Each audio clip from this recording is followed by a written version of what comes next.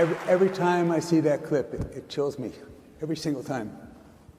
And I look at it a lot.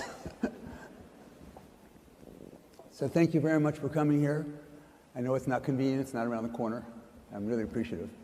Absolutely. Thank you for having me. I was on a red-eye flight, so I'm a little slower than normal. Just I didn't get much sleep. So. You know, that's sort of my first question, is that, so you're 51. Yeah. I'm no spring. I think I'm safely not a spring chicken anymore. Late summer chicken, perhaps? I'm 79. Yes, but you, I mean, you look great. So you're 51, and you do 16-hour days, and you work 7 hours a week, and you fly all over the place, and you go to these meetings constantly, and people constantly criticize you for everything. It's amazing to me. I mean, you're changing the world, and you're giving yourself. Why do you do this? So my wife says to me, why are you still working? Why are you still working? What are you doing here? Well, I think what I'm working on has an important effect on the future. You know, in the case of Tesla, I think it's fair to say that Tesla has significantly accelerated the advent of sustainable energy. You know, before Tesla, no one was doing electric cars, and now, as a result of Tesla, I think almost every major car company in the world is building electric cars, and I think that's a pretty big deal.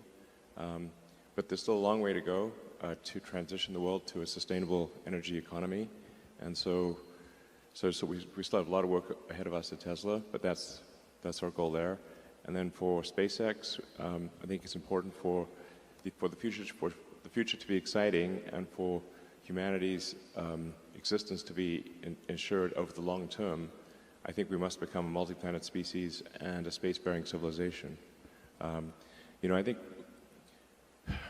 we're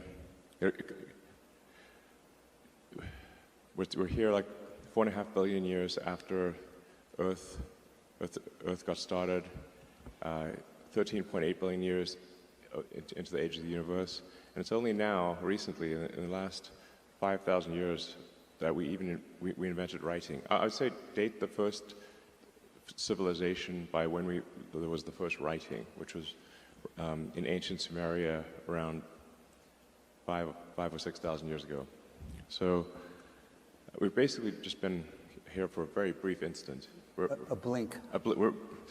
All of human civilization is a blink of an eye, if there was an eye, on an evolutionary timescale. So I think it's important we take the actions to ensure that the light of consciousness continues, and because we should really view consciousness as a small candle in a vast darkness, and it could easily go out. So you have these missions, and somehow, whenever you have the mission and you have this vision, and you are a visionary, that somehow, whatever you do, you develop other businesses. So when you started SpaceX, you didn't think about satellites. When you started Tesla, you didn't think about robots. When you don't have enough people, you didn't think about robots. So you didn't think about autonomous driving. And without Elon, there would not be electric cars. Nobody who makes cars wants to make electric cars. They're being forced to make them. In fact, every time they sell an electric car, they sell one fewer car that they make money on. And they have all that money invested in plants that make those other cars. So nobody wants to have these cars except for him. And everybody thought it was going to fail. And one of the things you said is that patents are for the weak. And you share your patents. Yeah. And with other companies, of course, on the other hand, when they get your patents, you're 2 or 3 years ahead of them. Well, I mean, I was joking about patents for the weak. I think there is a role for patents. You know, let's say if some company has spent a lot of money developing a particular medicine and had to go through the expense of stage 3 medical trials, and then they finally get something that is approved, but where the drug itself is cheap to manufacture, then I think a patent in that case makes sense. Otherwise, no one would go to the trouble of doing stage 3 medical trials. So there are definitely roles for patents. In the case of Tesla, our goal is to advance sustainable energy, and so, and we can't just do it by ourselves. We need the whole industry to go that way. So we gave them our patents for free in order to help them accelerate electric vehicles. So it must be terrifying to other companies to realize that when we make cars, it's $39,000 in cost a car, and we're making $15,000, $16,000 in profit a car. And so we invest $7 billion, and we make $15 billion a year. I'm sorry, yeah, and 15, right, 15, a million cars, 15,000, 15 a million a year on a $7 million investment. Shocking. So no one else does that. And when and here you're telling us how you want to make cars for $20,000 a piece. How do you do that? Well, we've not formally announced our next car program, so I can't talk too much about our upcoming vehicle program or programs that have not been announced, but we do expect to make cars that are more affordable than the current Model 3 or Model Y. So, and a big factor in this is, yeah.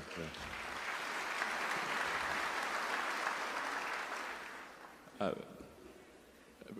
I think by far the biggest factor is autonomy in terms of the value of a car, because right now cars get driven for about 10 or 12 hours a week, like maybe 1.5 hours a day, and but there's 168 hours in a week, and so if they were autonomous, you could probably the cars could drive for 50 or 60 hours, so you would see a 5-fold increase in the utility of the car, that can do autonomy. This is a really, really gigantic thing. It would also mean that we wouldn't need anywhere near as many parking lots, and this would also be helpful for the environment because you would need far fewer cars. So I misspoke. It was a $7 billion investment for a plant that makes 1 million cars a year that makes $15 billion a year in profits. So you invest $7 billion and you make $15 billion a year. Who does that? And for a plant that makes, things, manufacturing. And so the way this is accomplished is, so you're doing it with casting right now. And casting half of the car, and you can soon cast the other half of the car. And other companies, why don't they try? Why don't they try to do what we're doing? In fact, one of the executives of another automobile company wanted me to introduce her to you, and you did that once at a meeting, and now she wants to come visit with her director of engineering at our plant in Austin. And I presume when I ask you, you're going to say, yeah, bring her on, because you innovate so fast, by the time anyone copies what we're doing, we're on to something else. What else is there? When you're casting, what else is there that enables us to make it cheaper? Are we eliminating a lot of other parts? Are we eliminating functions? What are we doing to do that? How would we sell a car that's so cheap? I think the full explanation, or at least an accurate explanation, would take a long time, because first approximation, a car is made of 10,000 unique parts and process steps. And Tesla is really, I think at this point, probably the best at manufacturing in the auto industry, which I think what nobody was expecting. Probably in the history of the world. Probably.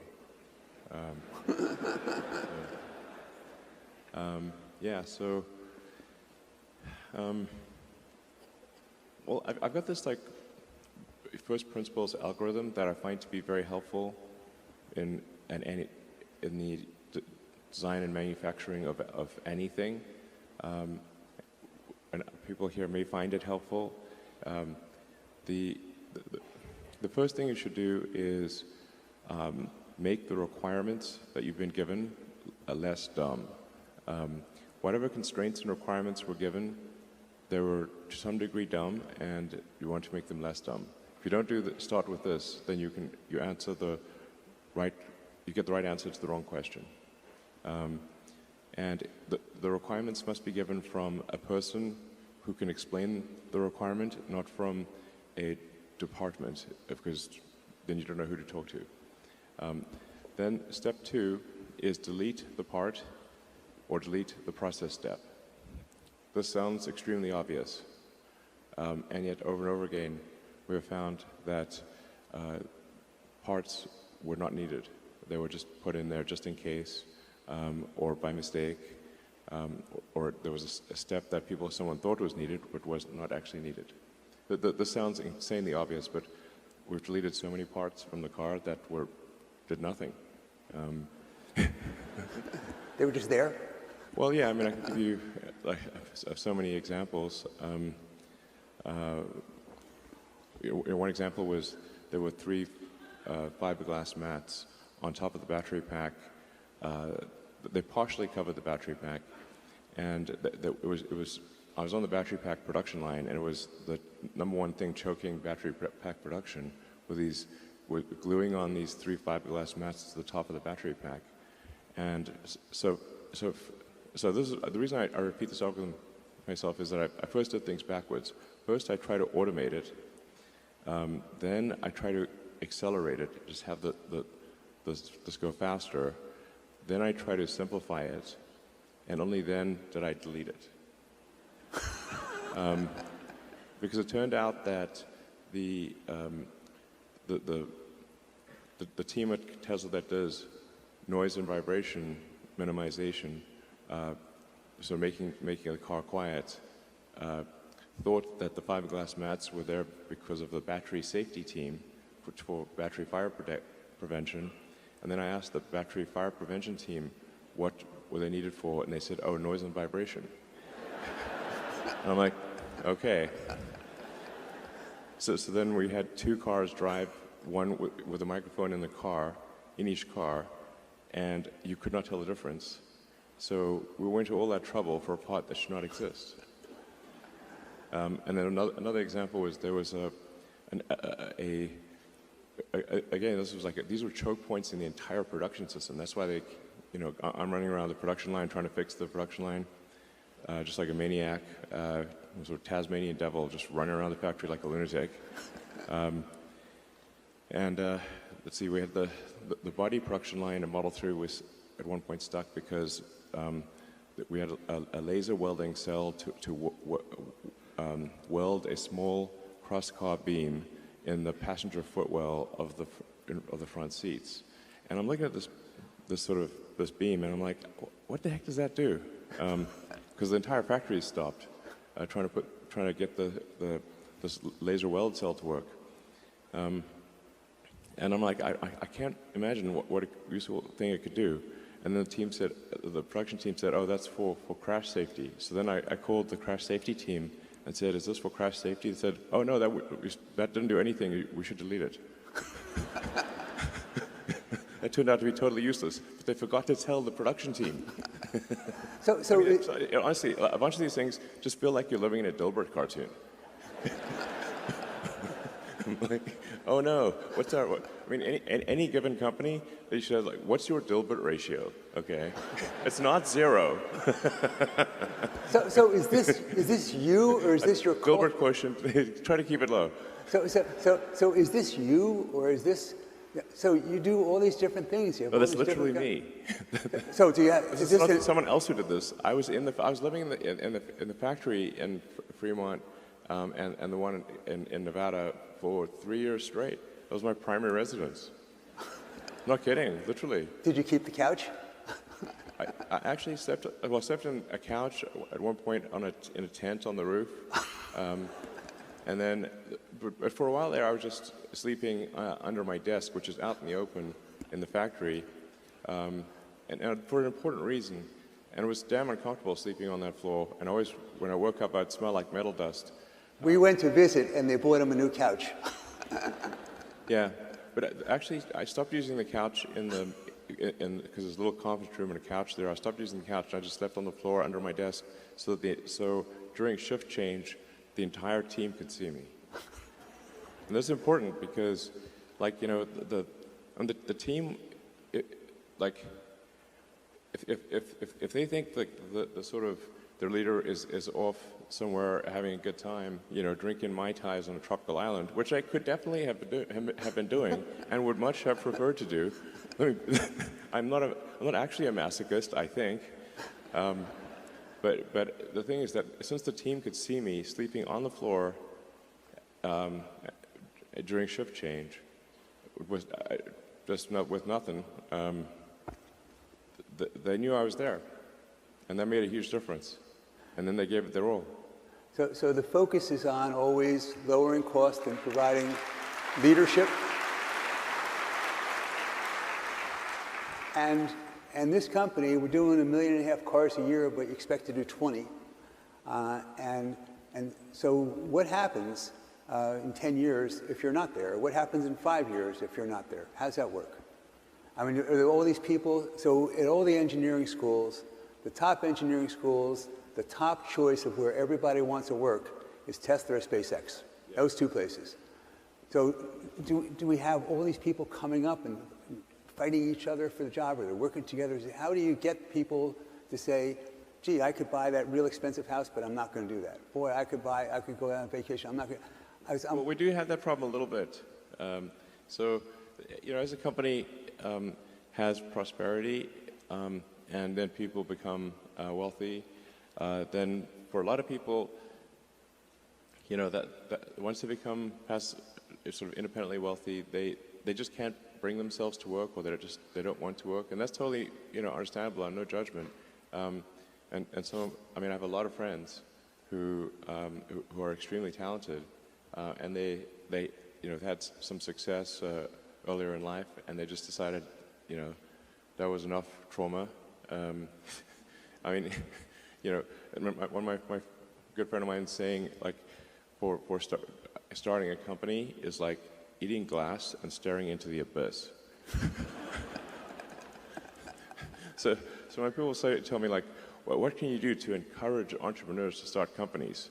I'm like, if you need encouragement, don't start a company.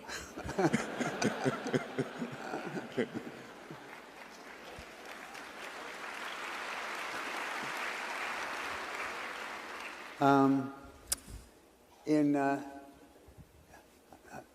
SpaceX, and so we have you know, competitors, sort of, I guess. So SLS, and you know, I read about. That's not, you know, it's just Boeing, Northrop, and Lockheed. And with those guys, when they build the launching pad, it took them like 10 years and billions of dollars. And we had to build a launching pad, and it cost a few $100 million, and did it in 6 months.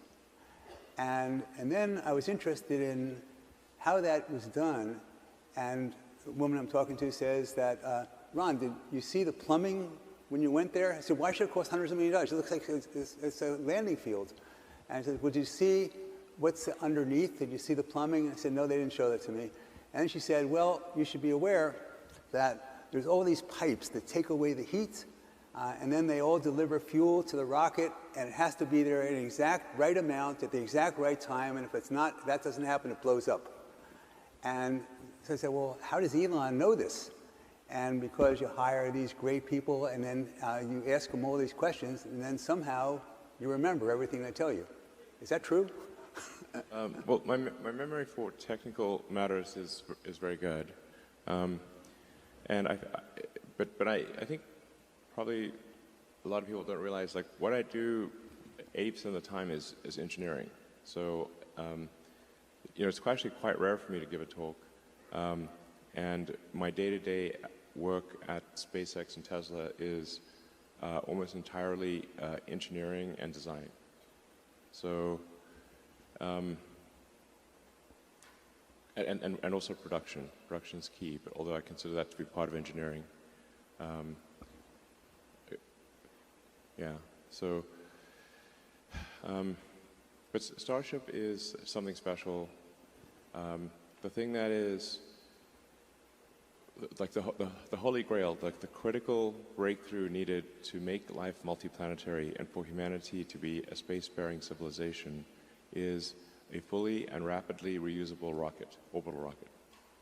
And so we've gone most of the way there with Falcon 9, you may have seen the rocket booster come back and land, and we also recover the nose cone or fairing, but we do not recover the upper stage. So we've gotten to the point where we're about, 70 to 80% reusable with Falcon 9. With Starship, we're going for 100% reusable. It's difficult to say how profound a change this will be, but a fully and rapidly reusable orbital rocket has the potential to drop the cost of access to space by a factor of 1,000. Factor of 1,000. 1,000.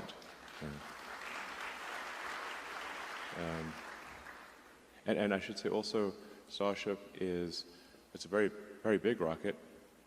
It's more than twice the thrust of a Saturn V, and about twice the mass. And it's also, the entire ship is designed to land propulsively. So it can land propulsively. To do what? I didn't hear? To land on its engines, to land propulsively. So it can land on any solid surface in the solar system. So if we can make Starship work, then it enables us to, over time, get anywhere in the solar system. So why is it so hard? Why don't other people do the same thing? So everyone says it's impossible. Why is it so hard? And how much harder is it to do what we're trying to do than we're doing with Falcon? Well, so let's see. Earth's gravity is actually quite strong, and we have a thick atmosphere. So with known physics, it is only barely possible to make a fully reusable orbital rocket. Only barely possible. If this was a video game, the setting is to extreme difficulty. Not impossible, but extreme difficulty. Because it's not like those who have developed rockets before weren't aware of reusability. They were fully aware. Sell more rockets. They're fully aware of reusability. That aircraft and cars are reusable. It's just that in order for a rocket to be reusable, everything has to be perfect. So you have to have exceptionally efficient engines. You have to have an exceptionally efficient structure.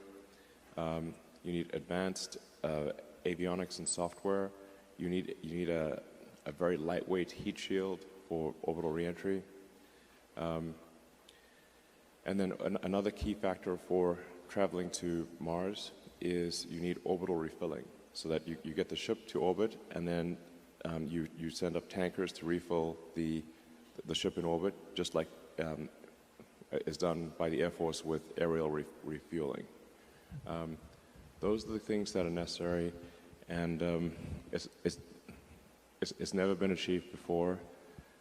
There have been many attempts to achieve it, and they've all been basically, they all failed, and they usually they'd cancel the program partway through once they thought it was no longer possible.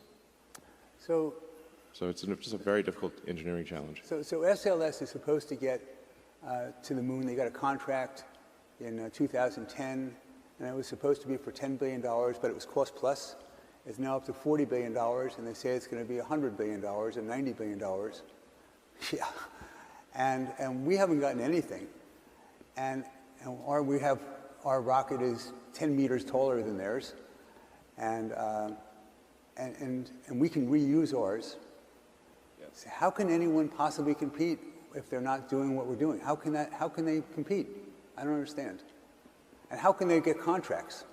And then I just saw something from NASA, and they said that we're spending $20 billion a year, and oh, by the way, that's 360,000 jobs in all these congressional districts. Well, I think I have to be careful of what I say here. I have enough enemies. I would like to have.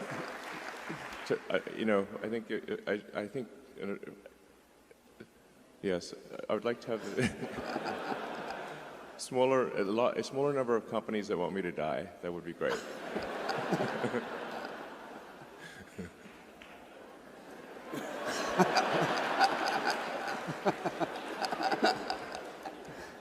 So, but like I said, a big part of this is like, what's the goal? You know, in the case of Starship, the goal is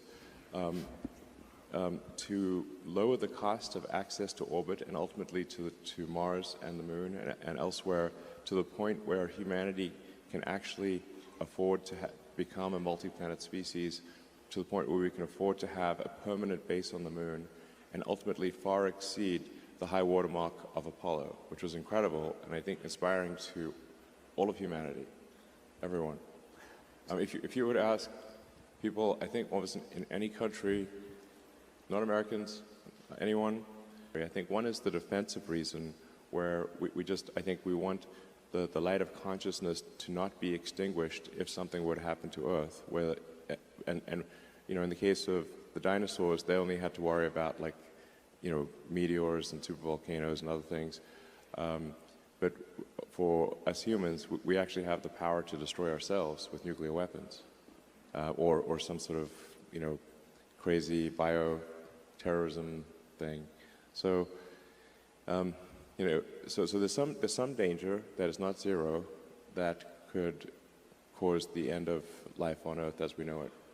So that's kind of the defensive reason to ensure that life is not just, and consciousness is not only on Earth.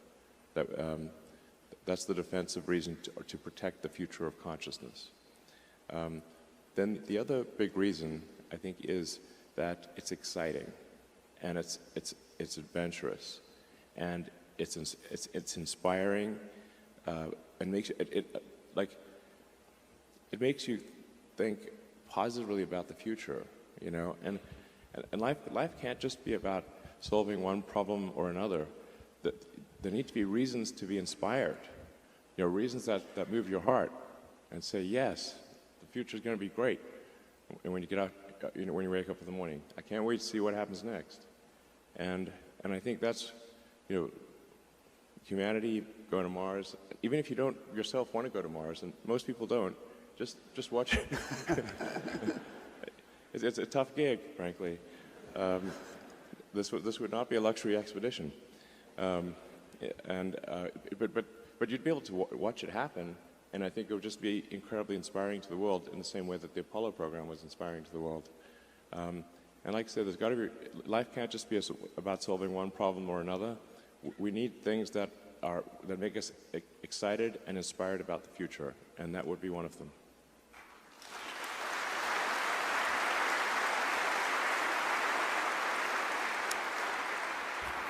So let's go to Twitter just for a minute, and we'll go back to this stuff, which is more interesting to me. I try to get out of the deal.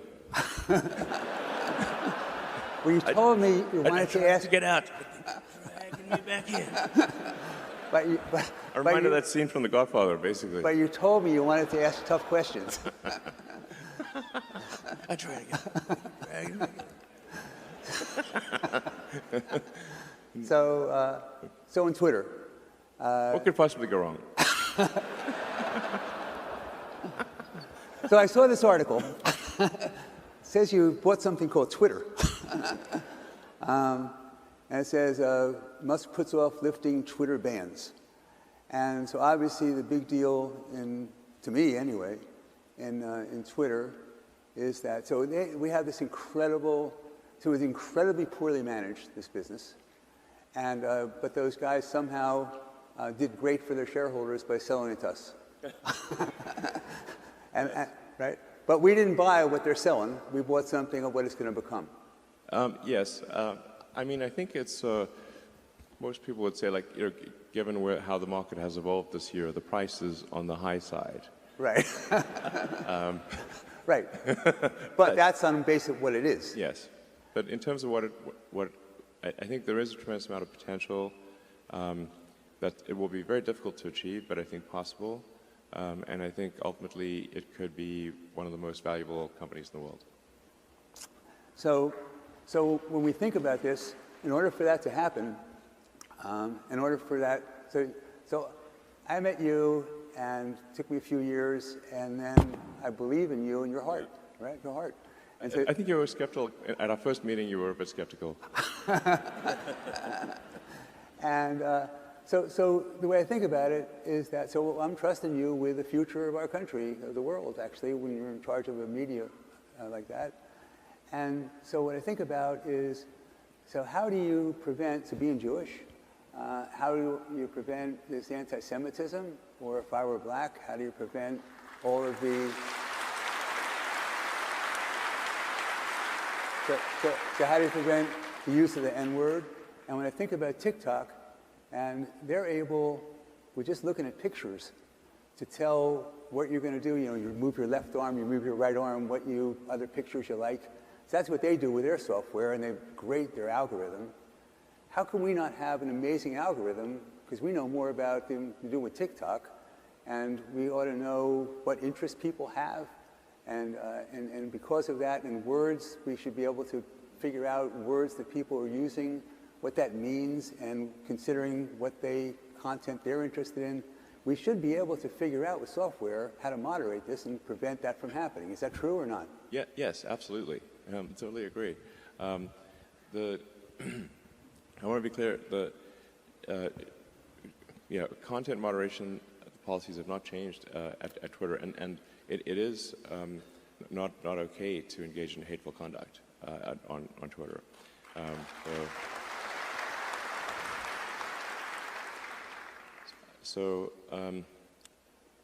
We have had, actually oddly, targeted attacks where temporarily people have been able to put some hate speech on Twitter, but then it's been taken down immediately.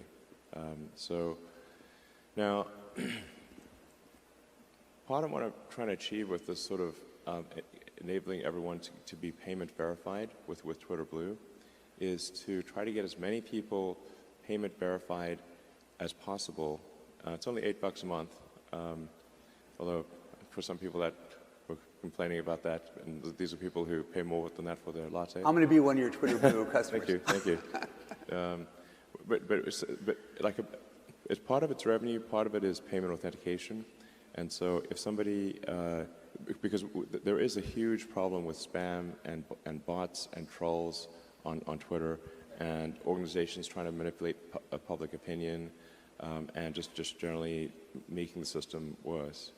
I think that there is an answer to that, which is to get as many regular users of Twitter to be a subscriber for $8 a month. And you'll get a lot more than just the blue check mark for $8 a month, because now we can afford long-form video, long audio, podcasts, and we can also start sharing revenue with content creators, which is essential.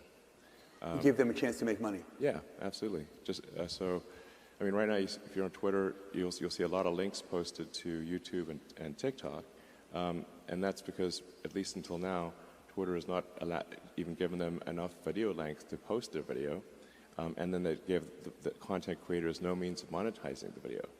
So we're going to change that rapidly at Twitter. It's going to be transformative.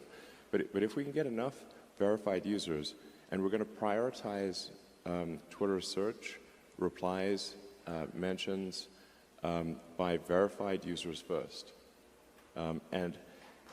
yeah, this is very. And that's what calls amplified. Yes. If you're payment verified with a blue checkmark, then you're prioritized, and so this is the point of this is to make crime not to pay, because right now to create a bot on Twitter costs less than a penny. So the cost of crime is so cheap, and that's part of why crime and hateful conduct pays. But if somebody risks losing even $8, it's too expensive to now have 100,000 fake accounts, because they have to spend $800,000 a month, as opposed to $800 a month. So, and then we also, since we're using payment authentication, we're piggybacking on the authentication system of the payment system, and we're also piggybacking off of Apple's authentication system, which is another layer of security. So the net effect will be, over time, that the verified users will pretty much always be at the top of comments and search, and you won't really see, you'll have to scroll far to see the unverified users, which will be the bots and trolls and whatnot. And this is sort of analogous to Google search. Like, if you go to page 8 of Google search, there will be a ton of scams and stuff, you know, call it page 8, page 9, something like that. But the thing is that Google search results are so good for page 1 that you never go to page 8. Or it's rare.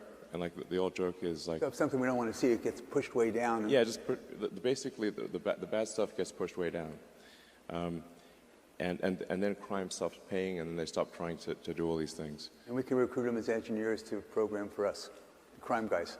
Yeah. So I mean, the joke is like, what's the best place to hide a dead body would be the second page of Google search results. Nobody ever goes there. So today we fired half of Twitter, and that should save us, what, $4 billion a year? No, it's not going to save $4 billion a year. I wish, but I mean, to be frank, Twitter was having pretty serious revenue challenges and cost challenges before the acquisition talks started, and any company that is dependent on advertising has had a hard time. So if you look at, say, Snap or Google, Facebook, whatnot, they've all had a difficult time with advertising revenue dropping. And Twitter is more, currently more vulnerable than they are to advertising, because most of Twitter's advertising is large brand advertising as opposed to direct response.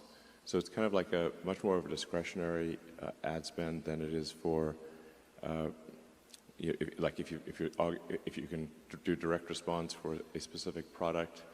And then we also recently had a lot of difficulty with activist groups pressuring major advertisers to stop spending money on Twitter. This is despite us doing everything possible to appease them and to make it clear that moderation rules and hateful conduct rules have not changed, and we're continuing to enforce them. A number of major advertisers have stopped spending on Twitter. This doesn't seem right, because we've made no change in our operations at all, and but nonetheless, the activist groups have been successful in causing a massive drop in Twitter advertising revenue, and we've done our absolute best to appease them, and nothing is working. So this is a major concern, and I think this is, frankly, an attack on the First Amendment. Like, if activist groups can pressure advertisers upon which Twitter is fundamentally dependent to, suppress free speech, then that doesn't seem right.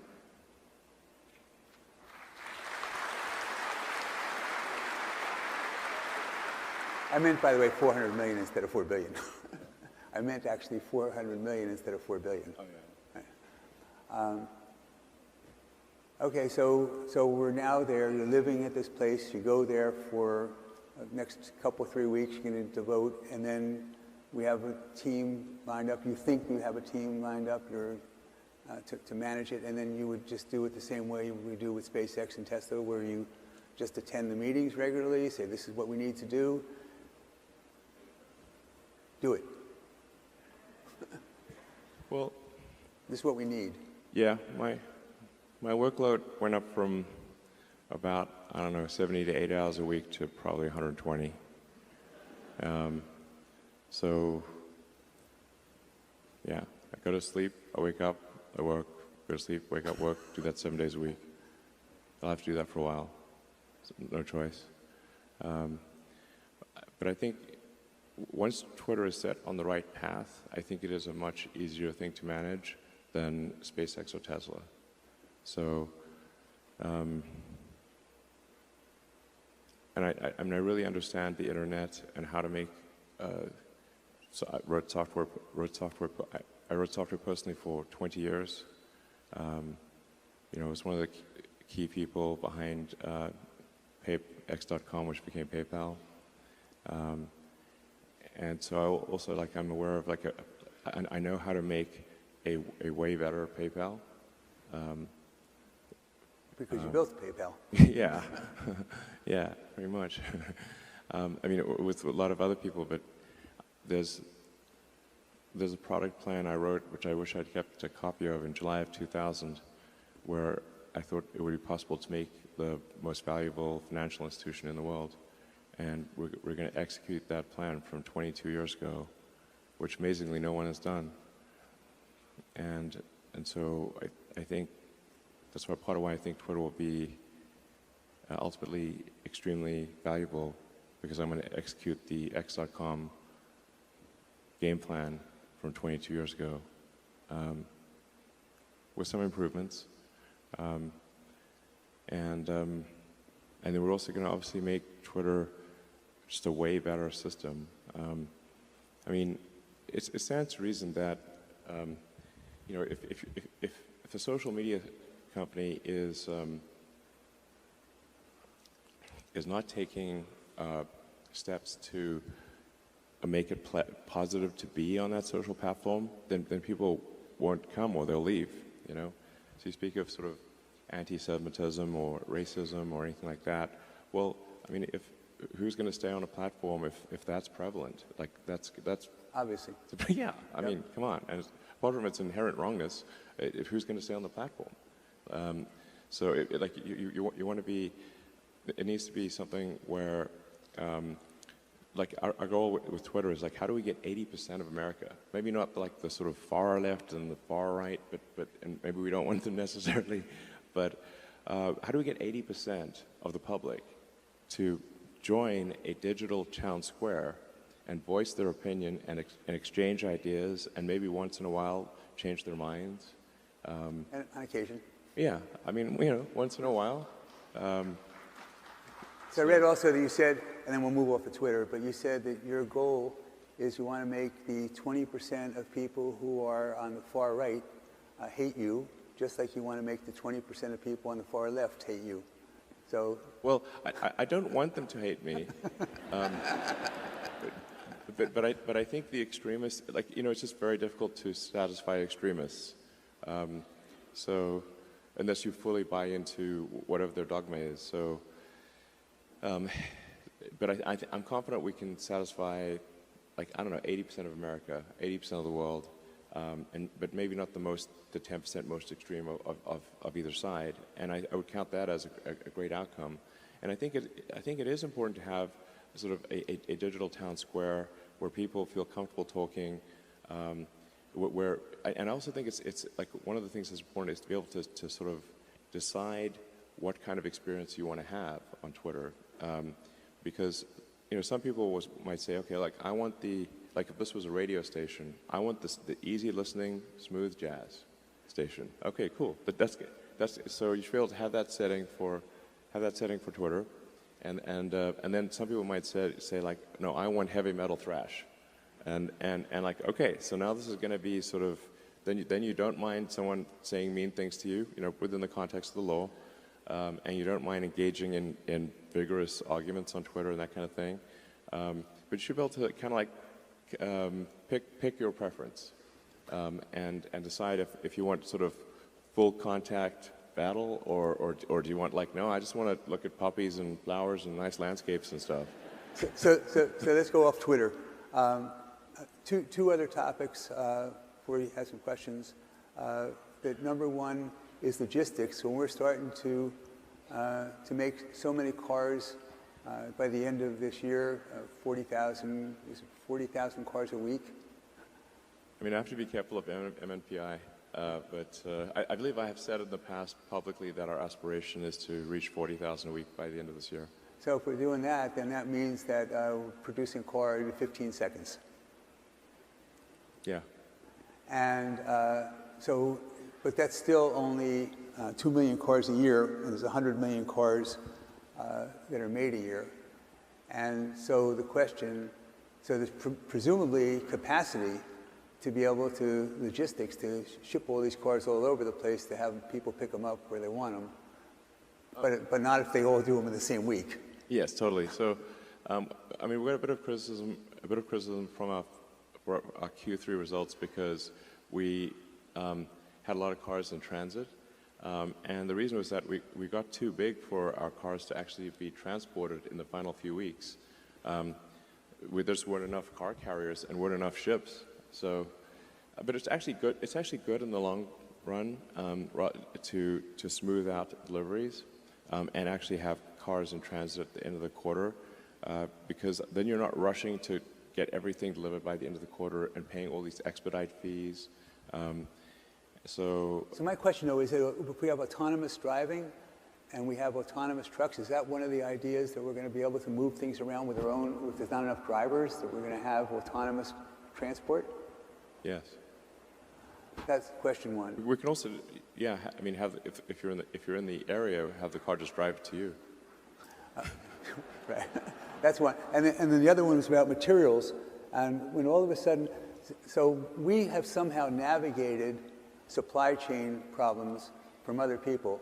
And Yeah. you might have thought that it was the absolute brilliance that we had to be able to do that. But probably the reason is that when you start off and you don't make any cars a year and you go to someone and say, we're going to make 20 million cars a year from zero, who's going to believe you and make all the equipment that we need? So as a result of that, you were forced initially to be able to say, okay, we're going to get, we'll vertically integrate. We can't rely on you. We'll do vertically integration.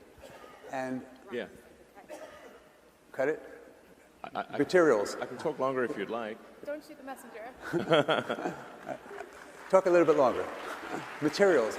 So we have geology. Anyone wants to show us a mine, we got people in mines to who are knowledgeable, and if they come to us and say, we can produce this much lithium, this much copper, this much... Oh, yeah. We are able to assess that and give contracts to be able to say, contractual agreements, okay, and they'll rely on our agreement. Other people, they won't. Is that fair? And Glencore, Yeah, well, the scaling constraints change as time goes by. In the beginning, we were just very vertically integrated because suppliers didn't take us seriously. Like we could get hardly any of the best suppliers wouldn't talk to us because a car startup has not been successful in the United States since Chrysler in the 20s, I believe they started. So it's been a century since a car company was successful in the U.S. that was not a foreign car company coming in that was already successful in their home market. So, but for an American car startup, it was Tesla's first success in 100 years. So you can imagine if you're an auto supplier, that doesn't sound like a smart financial decision. Exactly. So then we had to just build a lot of the stuff ourselves, be vertically integrated, or we couldn't create the car. And then that ended up being an asset because now we understood so much about the entire supply chain and what it took to build a car. So we were able to design a more integrated vehicle that actually needed far fewer parts and costs less and weighs less and has higher performance. But it is looking increasingly like for some of the critical elements of batteries that Tesla will need to get into the mining business, mining and refining. That's why Glencore was announced. That's why we're talking to Glencore. We were. No, and we've never contemplated investing in Glencore. I'm talking about Tesla doing it. Ourselves. Yes. Do you have some time for some questions from the audience? Just give me a couple. Turn on the lights. They said no Q&A. Two They questions. said no Q&A. Who's they? The powers that be. I'll do it anyway. I mean, is it from me or you? I don't know. Questions? So by the way, if you leave before we give away the door prizes, which are 2 Teslas, you're not eligible to get the Teslas. But go ahead. I gave an extra one once, I guess last time, but we're not going to do that again. You got to be in your seat in order to get the Teslas. I'm paying for it, not Elon. Questions?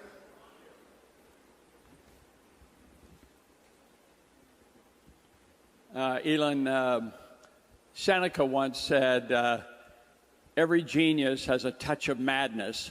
I thought you'd like that quote. Well, I agree with the madness part. So even with Tesla as a publicly traded company, I think it's down 40% or something from its high, is selling at 70 times earnings. Meanwhile, Mercedes-Benz, which now produces EVs, is selling for 6 times earnings and yielding 5%. Why should I invest in Tesla rather than Mercedes-Benz?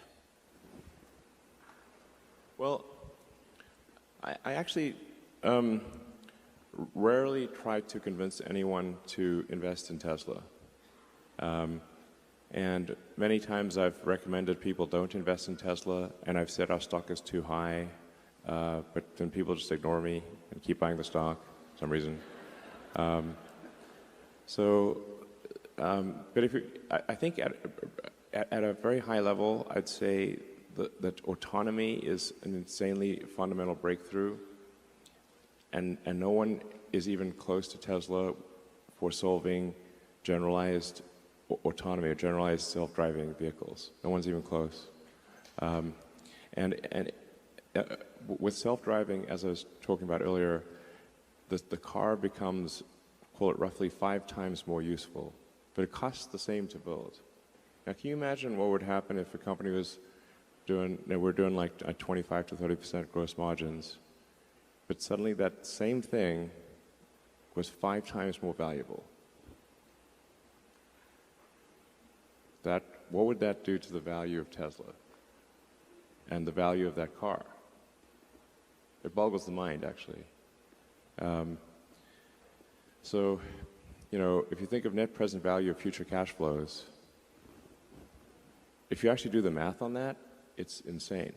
Then there's also the Optimus program, which is our humanoid robot, where we'll leverage our manufacturing expertise and the intelligence we've developed for self-driving to have a useful humanoid robot. Now, the economy is fundamentally GDP per capita times capita. If you no longer have a constraint on capita because of a useful humanoid robot, it is not clear that there's any limit to the size of the economy.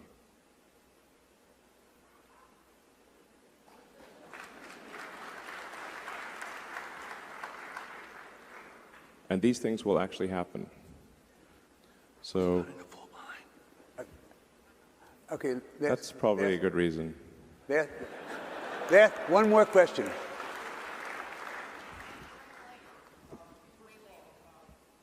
Okay, bring up your side. Okay, this is the last question. Maybe. Oh, no. Do they want to come on the stage? Go ahead. Given all the cars that you're going to make, and I hope Ron's right, whether it's 10 million or 20 million, you're going to need a lot of charging stations around the world. Yes. Have you thought about doing it more efficiently and more economically and better for our ecosystem from an ESG perspective? Because you may or may not know, there are 400 million existing streetlights in the world. And every streetlight has pervasive, persistent electricity. You could take some amount of those streetlights, which are half owned by utilities and half owned by cities, and repurpose that. And that would probably be the most cost-efficient way to roll out millions of charging stations all over the world. Well, thanks. I think they actually are using that idea in London and some other cities. But I think the long-term goal for our supercharger stations is that they all have solar, like Tesla solar and batteries at them, so that they are, as many as possible, are self-sustaining. That the supercharger stations generate the energy during the day, and then also have a localized battery pack so that people can charge at night, so that the Tesla supercharging stations would continue to function even in a zombie apocalypse. So, just never know. That's coming one day. We know it. Yes. It's just a matter of time. Thank you very much. right. Can I get a selfie with you? Sorry? A selfie?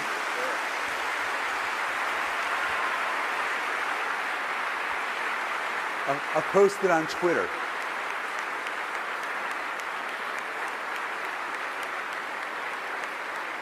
Your arms are longer than mine.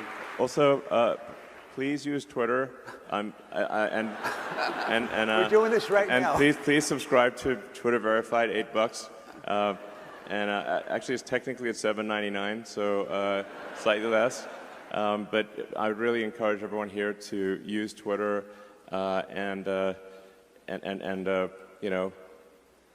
yeah, please do that. Here you go. Right. How do we do this? Are we going to switch it around? Okay.